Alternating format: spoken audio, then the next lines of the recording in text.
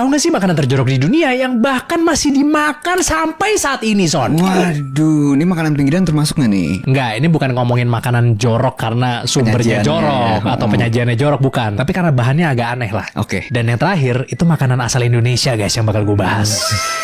Yang pertama nih Son, ada yang namanya escamoles yang berasal dari Meksiko. Jadi orang-orang menjuluki makanan ini tuh sebagai caviar of the desert. Kenapa bisa begitu? Karena kalau caviar itu terbuat dari telur ikan sturgeon, tapi kalau escamoles itu berasal dari telur larva semut, Son. Oke. Kecil-kecil ya kan. Jadi lu benar-benar makan bayi semut yang belum lahir gitu, Son, masih di dalam telurnya. Katanya sih rasanya kayak kacang, jadi nati dan creamy gitu. Kan skippy aja kalau mau ngerasain nati sama creamy ya, Son ya.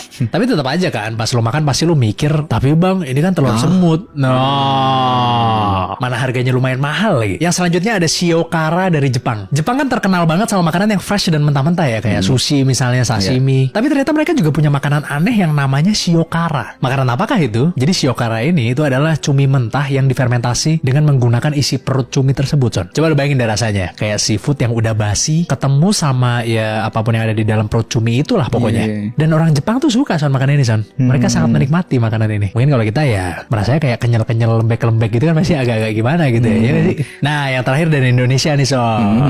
Mungkin kalau yang satu ini itu bisa dibilang lebih ke aneh ya daripada jorok. Makanan Indonesia ini bernama ampo. Ampo ini itu berasal dari Tuban, Provinsi Jawa Timur. Nah yang bikin uniknya makanan ini itu kan bentuknya kan kayak ciki gitu ya Son. Tapi dibikinnya bukan dari singkong, melainkan dari tanah liat. Tapi tentunya ya ampo ini dibikin dari tanah liat yang bersih ya. Karena sebelum diolah, tanahnya itu diayak dulu Son, biar nggak ada batu atau sampah-sampah lainnya. Kemudian setelah bersih dibentuk seperti gulungan tipis gitu. Terus habis itu ya dipanggang deh di atas tungku tanah liat. Yang manggangnya itu menggunakan sabut kelapa sebagai bahan bakar. Terus jadi deh amponya. Gue sebenarnya penasaran kan rasanya tuh kayak apa sih gitu. Jadi gue sempat lihat komen-komen di e-commerce lah gitu. Banyak yang jual dan gue pengen tahu gitu para pembelinya tuh review makanan itu tuh seperti apa gitu. Beberapa orang menganggap makanan itu tuh sedap dan enak buat dicemilin. Beberapa juga pakai ampo ini untuk dimasak bersama daun pepaya untuk menghilangkan rasa pahit dari daun tersebut. Tapi beberapa juga kecewa Son, karena mereka bilang rasanya nggak enak kayak tanah katanya Son. Loh ya kan memang tanah dong. Kalian baca dulu dong deskripsinya dong. Nah